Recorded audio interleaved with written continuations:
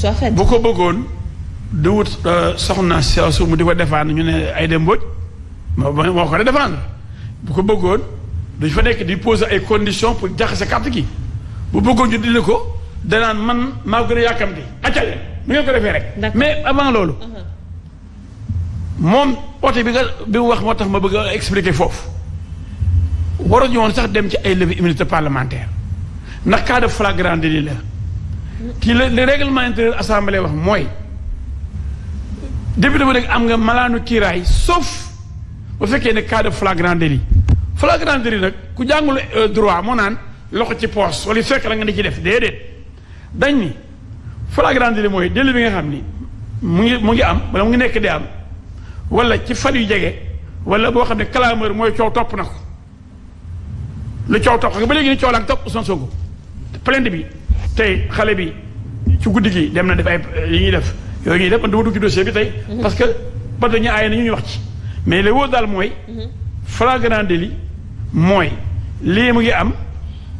plainte nañ la ci ëllëg sa ñu jox la convocation immédiatement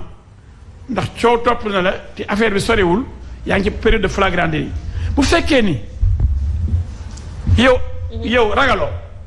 te bëggoo toj bopp nit ñi dox ci cercle moyen yow mi tooñ nga bëgg a nekk victime naan nañ taal dëkk bi da ngay dem ni yow commandant section recherche yaa ma convoqué mu ne la waaw nga ne ko maa ngi ni man de defuma dara déglu leen ma parce que man xam naa ni député bu nekkee en cas de flagrant délit amul immunité parlementaire kon laajal ma lu ngeen di laaj ba pare tontu naa leen ñeme naa li may wax. mais nee na bu fekkee ni yow xam nga ni lii flagrant délit yàggul soriwul mu ngi tàng jër. d'accord nga ne nañ dindi sama immunité parlementaire. foofu lay terminé foofu. bu nañ dindi sama immunité parlementaire. d'abord ñu nangul la ko loo xam ne mënoon la ko bañal mais bi la ko nangulee bu léegi yaa ngi ne ay galgal sa waay loo ragal. Maître, est-ce que foofu ragal am na fa alors histoire au flagrant délit bi tamit il faut que ñu ñëwaat ci parce que on parle d'accusation contre accusation peut-être suñu doon waxu flagrant délit comme ni nga ko waxee loxo ci poche moo taxoon ñu doon. mais dinaa ñëwaat ak yow ci loolu alors Dame ñu gis taxawaayu les députés de la majorité ak les députés de l'opposition soo ko doon jàngat tey jii lan nga koy def parce que ñu bëri tey jii dañoo jàpp ne que y a énormément de manipulation dans ce dossier d'autre part ñu jàpp ne que c'est un complot donc complot boobu moo tax peut-être tey jii yenn député taxawee ni ñu taxawee. jërëjëf soxna Aïcha d'abord damay gërëm Sen TV ndaxte casting bi ngeen def tey yéen gagné ngeen jackpot bi parce que sénégalais yëpp comme coow li bi mu bareeg léegi ñu ngi doon xaar débat bu mel nii pour yëf yi leer parce que nag man jàpp naa ni sénégalais yi duñ ay dof layam mënu fee am li may njëkk a wax rek mooy nañ fexe ba débat bi équilibré parce que man maa ngi wax ci kanamu sénégalais yépp ne du yàqoo ci man dinaa respecter sama temps de parole nañ fexe rek ba temps de parole yi équilibré ku ci ne nag yaa yore say argument ci sa je pense que d'abord bala may dugg ci loolu dama moo fi dégg loo xam ne il faut ñu leeral li moo fi dégg lu ma bëgg ñu leeral ko d'abord mooy définition bu bees bi moo fi bëgg a dégg ci flagrant délit parce que nag am na ñoo xam ne ñoo defe ne ñoom rek ñoo xam droit mais ñun même bu ñu jàngul droit dañoo am nag ay structures yu ñu bokk te nag suñu niveau intellectuel may nañu ñu mën a déglu nag quand même ay kàngam ci biir magistrature bi ay kàngam ci biir avocats yi surtout avocats yu mag yi ay kàngam également ci ñi nga xam ñi ngi yëngutu ci mbirum justice flagrant délit définition bi ma fi dégg du définition flagrant délit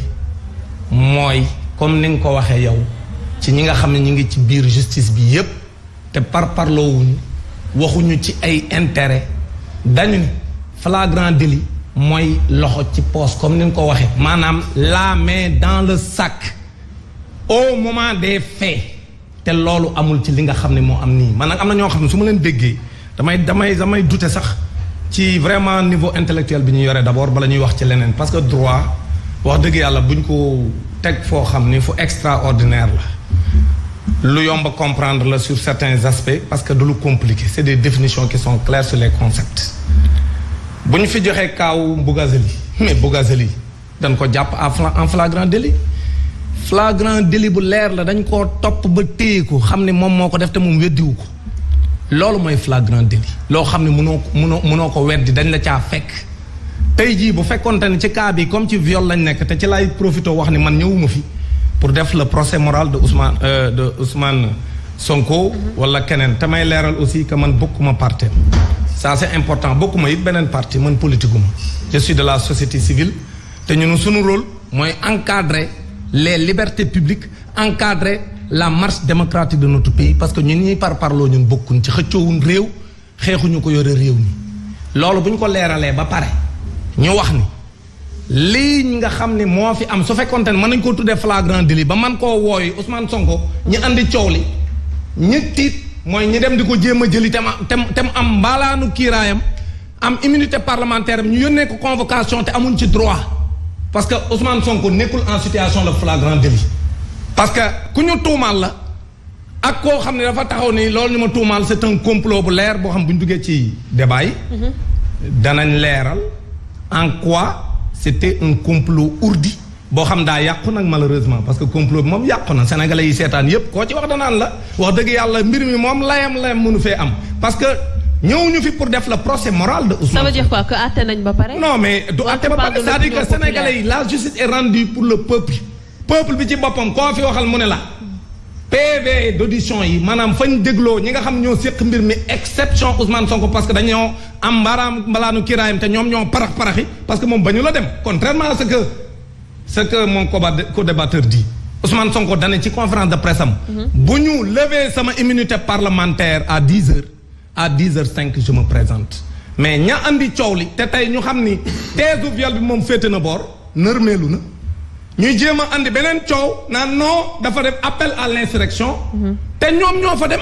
di ko jële ci koo xam dafa yore mbalaanu kiraayam dem fekk fa ay militants yu koy sargal ñu dem provoquer leen ba mu andi coow ñu naan moom daa defoon appel à l'insurrection alors que en 2011 qu'est-ce que le président Macky Sall avait dit nous allons aller au palais déloger le président Abdoulaye Wade nous allons marcher sur le palais de la République alors que kii waxul jëm palais këram la wax ay militants la toog oui. Ça veut dire quoi que da ngay cautionner tey jii manifestation yi jotoon am fii lundi benn. manifestation yi cautionné wu ko damay dénoncer avec la dernière énergie. ña demoon kër Ousmane Sonko te wutuwuñu fa woon dara. parce que Ousmane Sonko këram la toog jëmul palais ay militants am nañ droit dem seeti ko bés bu nekk waa APR dem seeti Macky Sall.